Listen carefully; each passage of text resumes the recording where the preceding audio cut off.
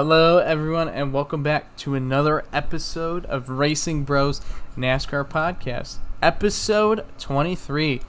We got this far so far, and we got Atlanta up for round 2.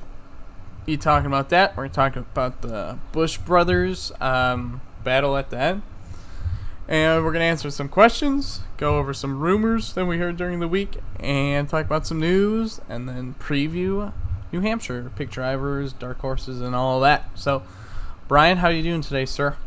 I am good. How are you? Not too bad. So, let's get started with Atlanta. You want to start us off, brother? Alrighty.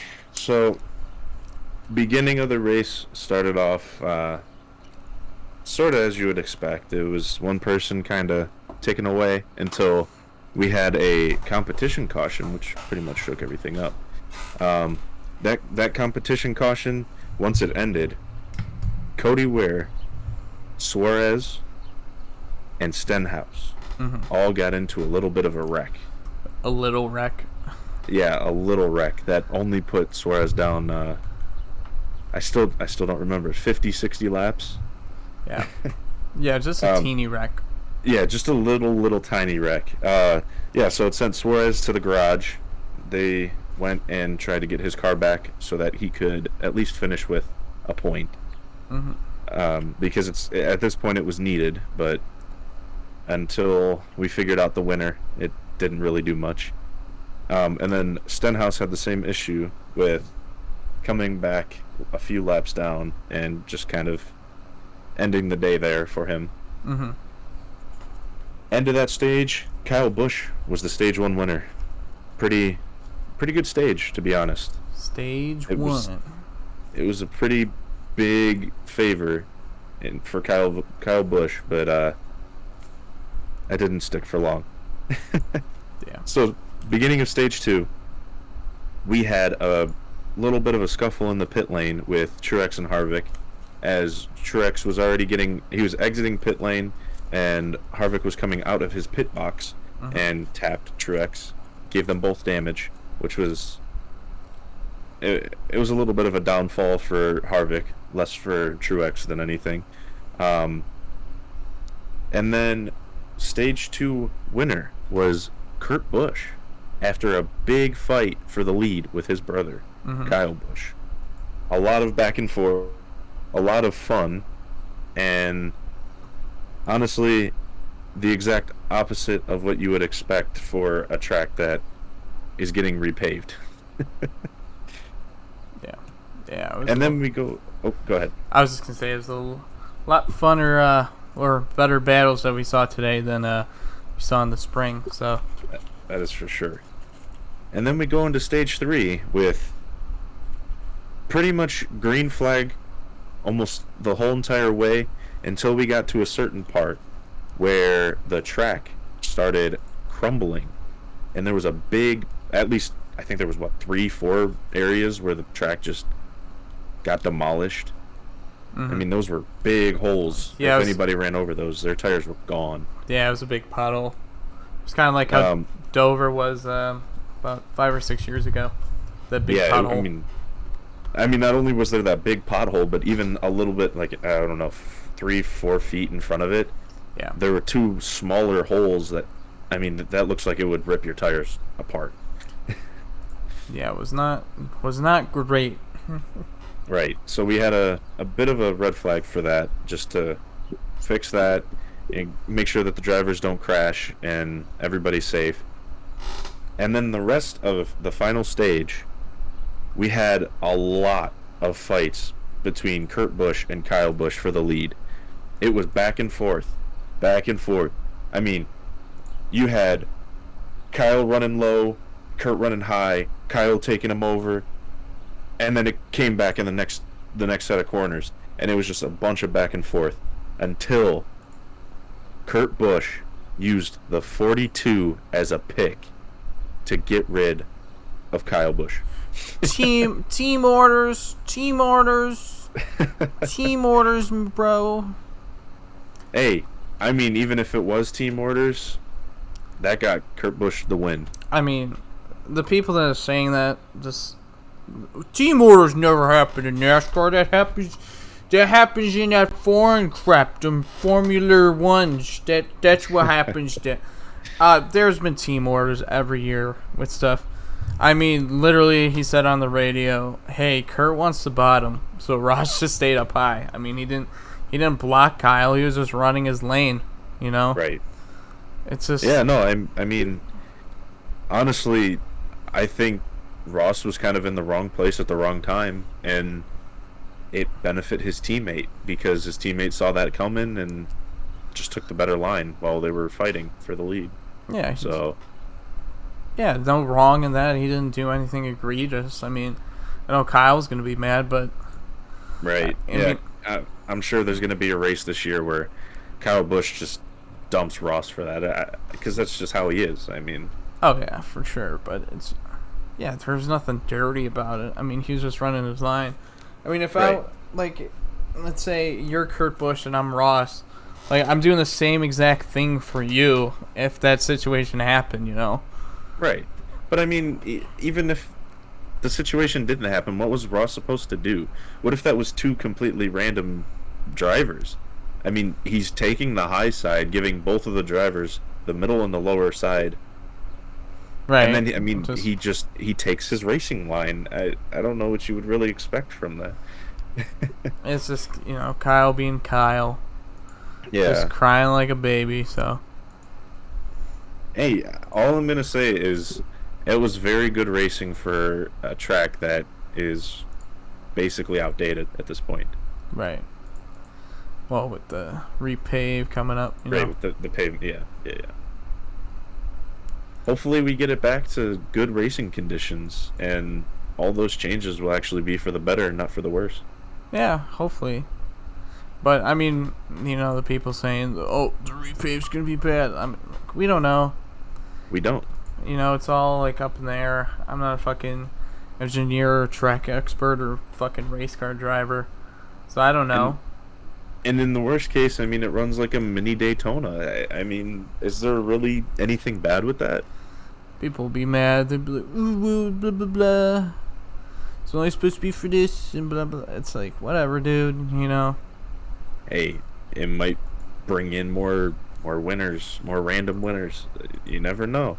I mean, but then Atlanta's been having trouble with attendance, so it's like been really up and down with the attendance and stuff. So like, you know, if that makes people more excited about going to Atlanta and stuff, you know, why not change it up? Because they got to bring people in. I know the drivers aren't going to like it, but you know, right. If they're not going to have people watching their race, then how are the drivers even going to race, you know?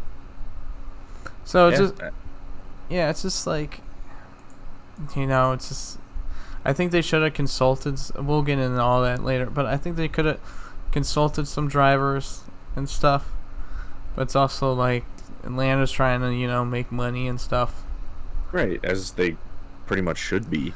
Yeah, they're trying, I mean, they're a racetrack. They're trying to, you know, get the best product out there for the fans to enjoy. And, you know, maybe some drivers can be mad about it. But anyways, well, we're going to talk about a hot topic that's been going on this week. We're kind of going on it. Well, we got to review the race. We forgot to do that. So, moving on too fast. Anyways, I thought the race was pretty solid. I thought it was way better than the spring race.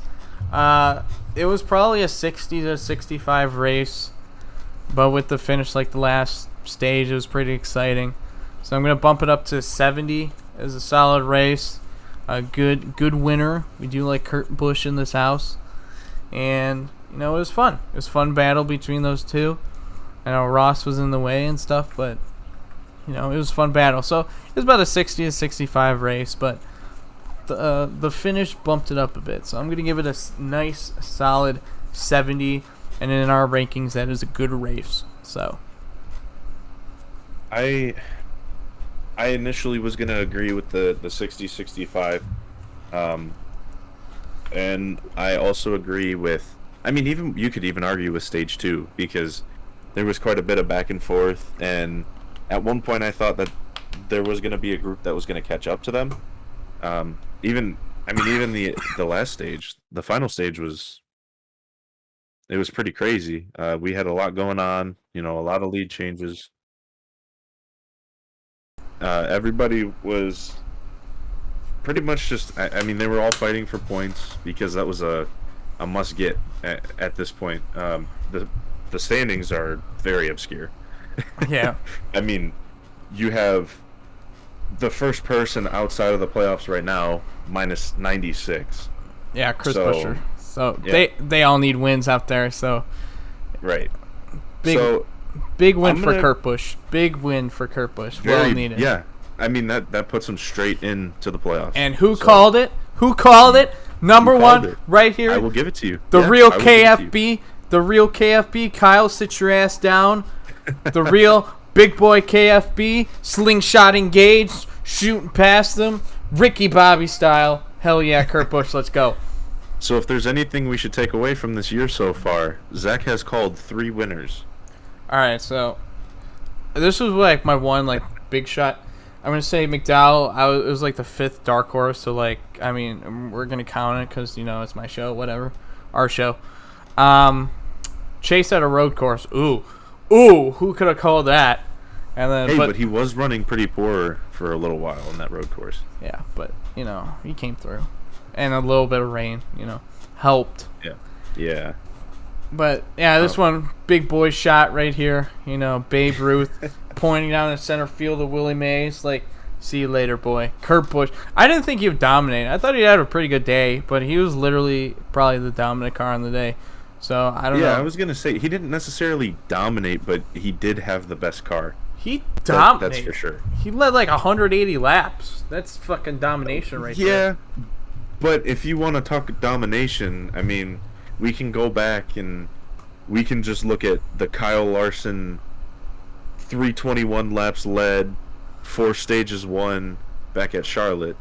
But I mean, you can still argue it because Kurt Busch did have a really, really good day. Yeah, I mean, leading over 100 laps, that's domination. Like, you have the almost max points too. Like, you talk about trying to sleep on old Kurt Busch over here, man. He'll whoop you. No. Hey, he's in the playoffs. Yeah, man. So nobody can sleep on him at this point. He's fucking Ricky Bobby out here, bro. Come on. So after all that, I'm gonna give this race a 70 as well. So we're gonna give it an average of 70, which a copier. Hey, copier. That means that this race for us was a good race. Copier. I'm just playing. No, I mean I genuinely really liked that race. It was fun to watch. It was different from just a Kyle Larson show, or somebody winning every single stage. It was nice to see some lead changes, a fight between the brothers. Yeah, it was. And then, we'll get to with the questions, but yeah. Yeah, it was someone different. So it's nice to see. Good job, Kurt Busch. Yeah, he locks himself in the playoffs. So Ganassi will have a car in the playoffs for the final season. So that is nice to see.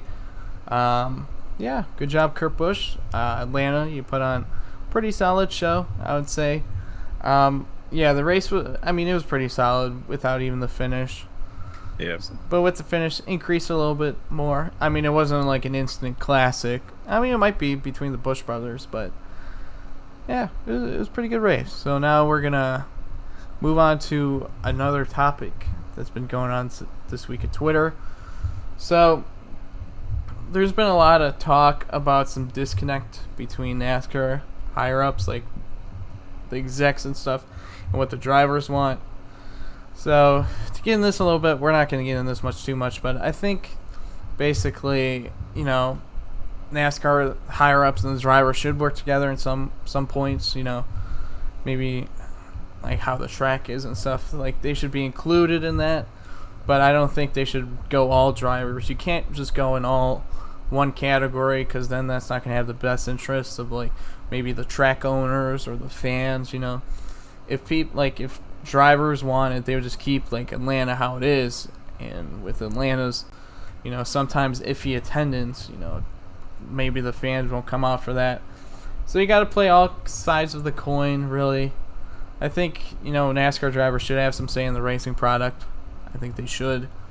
But, we got to also make it enjoyable for the fans. And, some fans like this package and then some other fans don't like this package. You can't please everyone. Someone's going to find a place to complain. So I think there should be some cooperation as well. I don't know if it's not like zero anything. I don't think it's that. But I think there should be like some more, maybe some talks. Maybe, this is the goal that we want to get from NASCAR. And then maybe the drivers, kind of help them towards it. Like how Denny was saying. Just tell us the goal, If you guys want super speedway racing, we might not like it, but, we'll help you towards that goal. So maybe, NASCAR lays the plan out, and then they can get from the drivers. I don't think every driver should be included. I think there should be a few. Like, I think a couple I would pick, probably Harvick, Denny Hamlin. He's going to be a team owner. Keselowski's veteran champion team owner too, so we get some team owners in there, and then probably the Busch brothers. Like that would be probably my 5. There's probably someone I'm like, how could you leave out this guy? I mean, that would probably be the 5 main I would pick because I think that's all kind of. I wouldn't pick a younger guy. The only younger guy I would really pick is Larson or Chase, really. So if they wanted to too, they could put them in. But I think they kind of talk to that group. And, they get the feedback from the drivers, and they kind of, hash it out with NASCAR. Try to work together for a common goal instead of just trying, like, one side trying to do it all and, not really bringing the other side in. So I think for better cooperation, we should do that. Yeah, and I mean, you could even add, instead of just picking those 5, maybe get all the drivers together, have those 5 be 100% the representatives, and then it's just like, so they'd all sit down, you'd have, okay, here's what we want, go ahead and write this down, and then take it to the higher ups, because that's how it should be. That's what you think, the basketball, football people, they would want to do that. They wouldn't just be like, oh yeah, go ahead and change everything up for me. Right.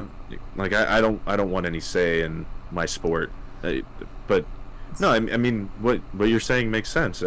There definitely should be something, and it shouldn't just be up to one side. You should include all parties of NASCAR, right?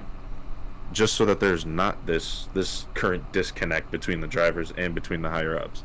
So yeah, I mean. Hopefully something happens, right? And we're not just at this standstill. Yeah, it's just, I mean, some drivers have said even that they don't want to be a part of, like, kind of those talks. So, right. I don't know if every driver wants. That's why I didn't say, like, every driver wants to be. So, just, kind of get a general feel of the garage or whatever is feeling, and then kind of bring it up towards NASCAR. Just, right. More cooperation and stuff between the both parties, I think could benefit both sides of the coin. What kind of the driver thinks, what the team wants to think, what the track owners kind of, want to see. So, kind of get more cooperation, and then maybe even, better product, or then drivers won't have to, come out and really complain or rip on NASCAR, Right. But, so, I think it could. And I mean, you would think that would also help get attendance. Oh yeah, because then it's not just your own drivers bashing on your sport. Yeah, because it doesn't look swell when literally all the drivers are basically like, yeah, they didn't consult me. I don't like this. This sucks. Blah blah blah. Like, that's not good PR. I'm not a PR freaking expert at all. But I can tell that's not really good PR, talking right. about kind of like that. So we want, some positives towards it. Like, hey, Atlanta repave. We're excited for this or something. Like, But I think, cooperation between the both parties would be beneficial to the sport, to the drivers knowing, like, hey, this this is the route we're going in, okay? Instead of like just kind of keeping them in the dark. I think it's some spots they were kept in the dark. And I don't want that for, them or anyone. Right. So, move on to question number 1. At the end, Ross didn't pull over for Kyle, but allowed Kurt to pick his line and be able to get close enough to Kyle to pass him. Was the move by Ross fair or foul? I'd say fair. I mean, it's just a driver picking his line and giving another driver the choice between, hey, you want the high side, you want the low side, where you want to go. And I mean, no matter what, Kyle was going for the pass regardless of where Ross went. Right. So, I mean, you could argue that Ross should have left more room for Kyle. You could also argue that he left enough room for Kyle, but that was just a really bad spot for him to go for the pass, because he would have had draft coming off of the next corner. But I mean, he wanted that win now. So again, I'm gonna say fair.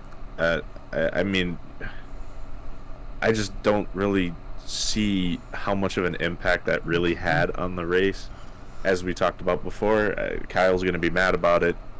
So be it. Kyle's mad about everything, from somebody just touching his bumper to somebody touching his water bottle. So it is what it is. Yeah, I don't see there being a complete argument for Ross being in the wrong there. So yeah, I mean, some people are going to look at this wrong. They're going to say, oh, team orders, blah, blah, blah. We don't have team orders in our sport, in Formula Ones. We don't do that in our NASCAR or red, white, and blue. I mean, he just ran his line. He just didn't, he didn't pull over. So, if you want to go with that. He wasn't going to ruin his own race just to let a person from another team through. Right. I guess if me and Brian were in that scenario, Brian is Kurt Busch, and I'm Ross trying to keep on the lead lap, I'm doing the same thing. Honestly, I'll probably be worse. I'll probably block. And Ross didn't block. He was just running his line. So, no, it's a non-story. It's just because Kyle said a soundbite, it's going to get so much attention. Because, again, it's Kyle Busch. Right. And who doesn't know Kyle Busch at this point? Right. So it's just a soundbite. He's justifiably pissed. I would probably be pissed too if I was Kyle. But, he did have also 25 laps to get around Kurt, and he never even got close. So. Right. You can't blame that entirely on Ross. So. Kurt was running well the entire day. Right. So, freaking drive your car better, dude. Right. Like, take it as you will. Just stop sucking, just so bad. I'm just kidding. Kyle Busch is leaps and bounds ever what I could dream of being, so I'm going to chill on him. But, yeah, it was fine. It was a non-story. Just Kyle said the soundbite. That's why I got all this. Now, question 2 about SHR. Will SHR this year have their first winless season as a company? Let's be real. Their biggest hope is Kevin Harvick. And even with Kevin Harvick, there's not an amazing shot at a win right now. He's getting consistent finishes in the top 10, top 15. Mm-hmm. But it just doesn't seem like... there was a huge drop from last year's car to this year's car. So it almost seems like he has the pace, but he doesn't have the car to do what he wants to with that pace. So yeah, I think it mainly comes down to either a really silly win or just tune the car the way that Kevin Harvick would like it and hope that he gets the win. I just don't think he has quite the race winning speed. I think his best bet for a win this year is probably a 750 horsepower track like New Hampshire or just plate track. I think that's their best shot, really, because I don't see or Chase Briscoe at a road course. He's been running well, so I could think Chase Briscoe at a road course probably be their best two options between Kevin and Chase. Doesn't mean that Eric and Cole Custer can't get a win anywhere, but I would highly doubt that after the year they've been running. Doesn't seem likely. So, yeah, I just don't see it. Again, you could say that Eric's gonna win at Daytona, which, it's possible. Very true. But how possible is it truly? Because they just haven't had the pace this year. Yeah, I'm gonna go on a limb and lean. This is gonna be their first winless season. I'm just gonna. I would agree. I'm just leaning. I wouldn't be surprised if they prove me wrong, but I just think this year it's just it's gonna be a bad SHR season. So now with that comes the news. I was gonna. Do you want to continue on? We could. No, because there's actually something in the rumors that we have that would tie into that question. So you can go ahead and start. Well, we gotta start with the news, the real news. So earlier this week, Junior Motorsports co-owner Kelly Earnhardt Miller says the company is continuing conversations of fielding a Cup effort and charters. So JRM still looking to jump up in Cup. Kyle Larson today signed a contract extension with HMS and sponsor HendrickCars.com through 2023. So I basically read the thing. Essentially, Rick basically moved his money around from his company and is paying himself to field Larson, but not really at the same time. So it's kind of funny. But Kyle Larson and Hendrick Cars are going to be primary sponsor till 2023. Unless someone gives Rick Hendrick a boatload of money, which also could happen. That's how Larson's been running this year, so we'll see about that. But Larson and Hendrick Cars will be together until 2023. And with Jeff coming in, hopefully the car can only get better. Oh, yeah, for sure.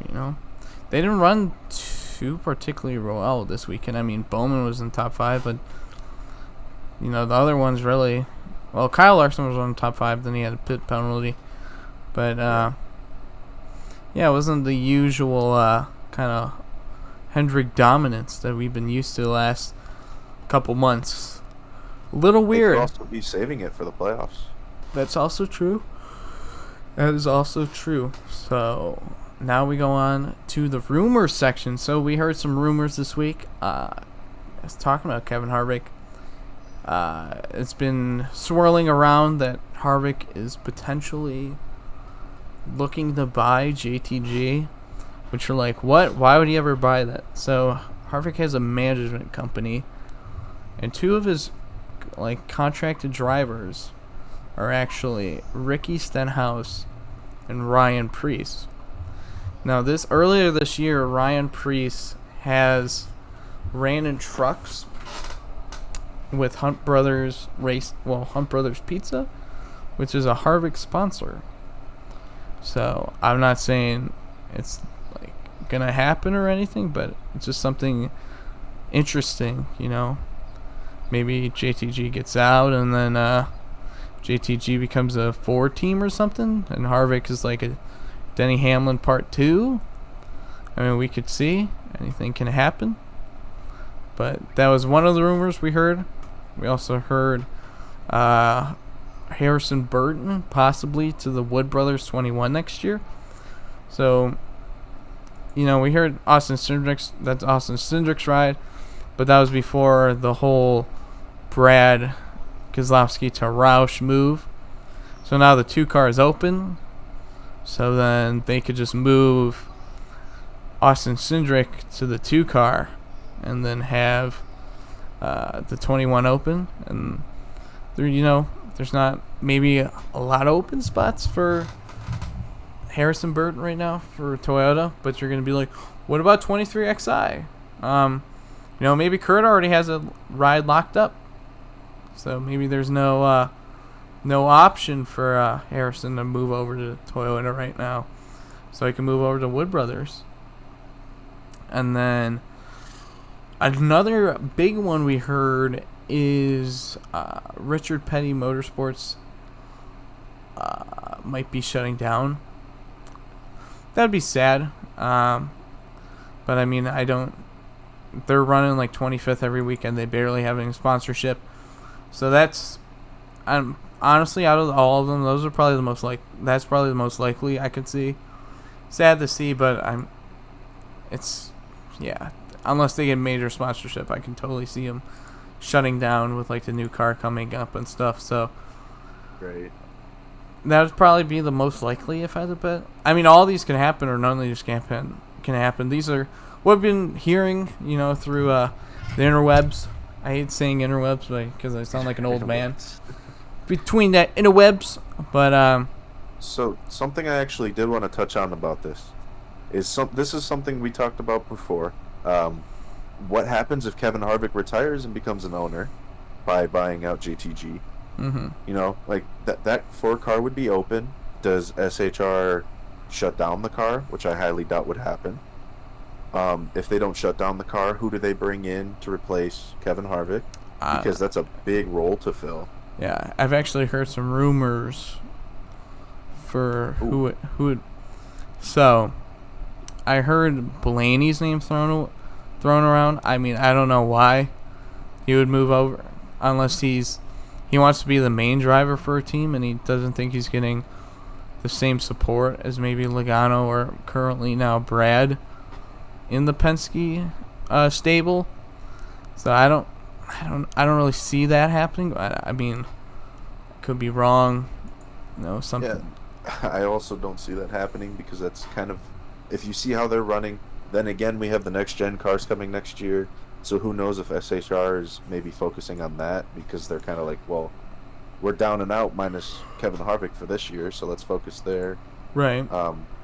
But if Blaney does come in, I feel like that's kind of a big downgrade for him because you're going from Penske, a team that's at least known to run well with the drivers that they have, to a team that has kind of been carried by Kevin Harvick, and Amarola was there last year, so it was kind of like a back and forth in that case. Well, I mean, all four of their drivers made the playoffs last year. Right. So I mean, yeah. Maybe they are focusing toward next gen, at least for this year, because they feel like they're behind or something. So, right. Anything can happen. Yeah, it's. This is yeah, all. Yeah, this is all we've just been hearing. Right. Take it as you will, but this is like what we've heard, and it's not from like people with like 3 followers on Twitter. Right. I mean, someone very well could have, but I mean, who's listening to that guy? Let's be honest. So it's not like from that. We're hearing it from big kind of sources, that some of these are trickling out. But all I'm gonna say is it's definitely gonna be wild. Silly season is gonna get silly.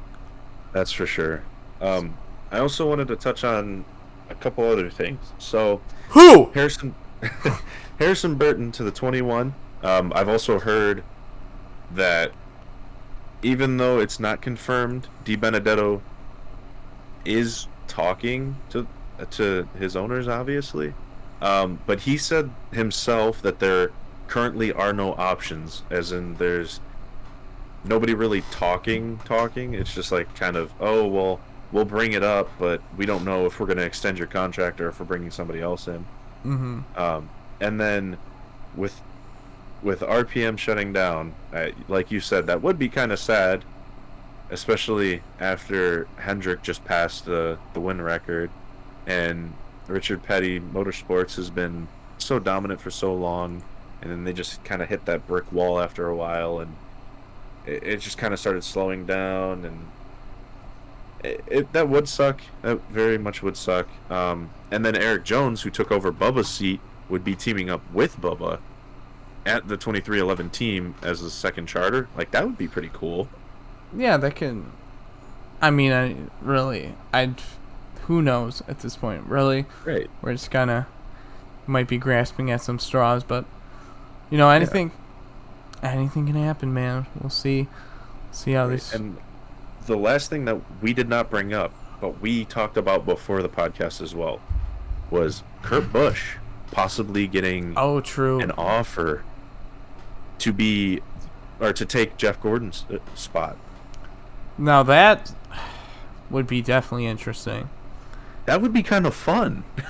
He is a good broadcaster, but selfishly, I want to see Kurt drive. I think he's still got it behind the wheel. Oh yeah, there's no doubt about that. I still want to see him behind the wheel, but if he wants to go in the broadcast booth, that'd be awesome as well. And then you can, instead of having Clint Boyer taking jabs at Jeff Gordon, it would be Clint Boyer taking jabs at Kurt Busch. Right. I think here's when you crashed me. Let me just bring that up. And then Kurt goes, "Shut up, crazy fool." He has done some team broadcasts before. Yeah. So I think it would be interesting unless Kurt's really, really thinking about just continuing his motorsport career. Yeah, anything can happen. Sorry, I was yawning. Yeah, the way that this year's been going, anything is possible. Literally anything. Literally, freaking next week, me and Brian could be working for a team. That would be sick. That would be pretty awesome. So we're just going to speak it in the air. Yeah, we're going to be the official NASCAR podcast next week. Anyways. But now it's time to move on to New Hampshire to get that lobster. Can't wait to hear that all weekend. Who's gonna get that lobster? That is literally the most non-New Hampshire accent I've ever heard in my life. You guys say New Hampshire, New Hampshire, because they can't say it. New Hampshire. See, I'm just getting you guys prepared for what we're gonna hear from Rick Allen all weekend about New Hampshire. Because, them New Hampshireans can't say, they're IREs, They just got to put an A on everything, hardy har, jab, jab, jab. They like lobster. Huh, huh, huh. So that's going to be all weekend with those kinds of jokes. But anyways, we're moving on to New Hampshire. So we're going to have the 750 horsepower package back.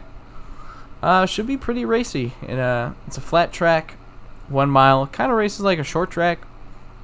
Has the progressive banking on the bottom. It's like 1 or 2 degrees, so it's not really that much banking. And then top line is about 7 or 8 around. So it races like New Hampshire. I can't really explain it. It's like a weird. It's not a short track, but it's a shorter track. Kind of races like one, but it's not like necessarily is kind of like one. So it's unique. It is a unique track. It used to be really boring, I would say, but now it's one of those tracks that PJ1's kind of helped it actually. So it made it a little bit more racier, and then this package probably help out with that too. So you kind of get the best of both worlds. So it should be a fun race though. Should be fun. Yeah. So who is your pick for this week? My pick for this week, I've been bouncing back and forth. I came to the point where I'm saying I'm just gonna stick with my first initial pick, and I'm going with William Byron. In the hopes that maybe this mild track will come back and kind of help him. It might not benefit him amazingly, but at this point, I'm not really going for a win. I'm just trying to get points. See, I'm just going for wins so I can go out in style. Yeah, you already have 3 up on me. Technically 2, and then a dark horse, but hey, we're counting it. We're counting it as 3. Yeah. Yeah, because I gotta boost my ego up. But yeah, I'm gonna pick someone who has HAM in his name. You know who that guy is? Cowboys. Lewis Hamilton. No, Lewis Hamilton. No, we're picking Denny Hamlin to get his first win. Pretty good. Oh, did you pick a dark horse? My dark horse is Eric Almirola. Ooh, that's kind of interesting to say dark horse when he's like in an SHR car, but he's been running so bad. Yeah. But yeah, so I mean, he's definitely a dark horse this year. oh yeah, for sure. If he won this week, that would be the shock of the year. Right. But yeah, I'm gonna pick Denny Hamlin as my pick. I think he gets his first win. Runs pretty well here, so hopefully he can get his first win, and I could go back-to-back wins and even boost up that more ego. Yeah, there you go. But yeah, I think Denny Hamlin will get his first win of the season. You know, so he won't have no winless season. And then my dark horse is actually going to be Ryan Newman. I know he starts in the back and stuff, but usually runs pretty well here. So I think Ryan Newman will have a look for him in the top 15. I think he'll run like 13th to like 16th. Probably be on the edge of that top 10. I think Newman will be a surprise. Nice top 15 for Newman this week, I say. Yeah, we're going to have Newman back in a Newman position, which will be nice. Yeah, as well. But so with that, we have both taken Denny completely off the board. Woo.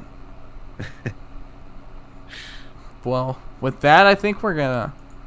I guess we should head on out, you know, before my power dives again.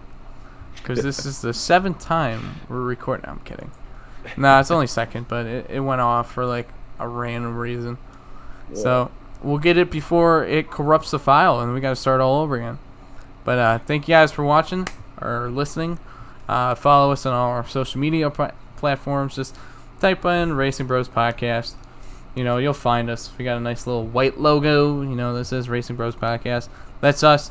Unless there's some imposters out there. We got to get the imposters. But yeah, we're gonna continue talking with our New Hampshire accents, you know, be really cringy.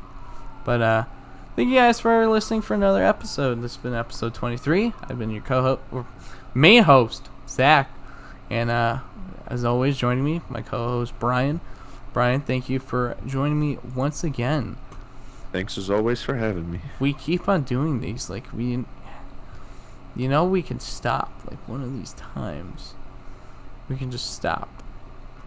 Yeah, but why would we? We're having so much fun. Yeah, we're not going to stop. We're just kidding. We're going to have too much fun this season. So we're continuing on. Playoffs.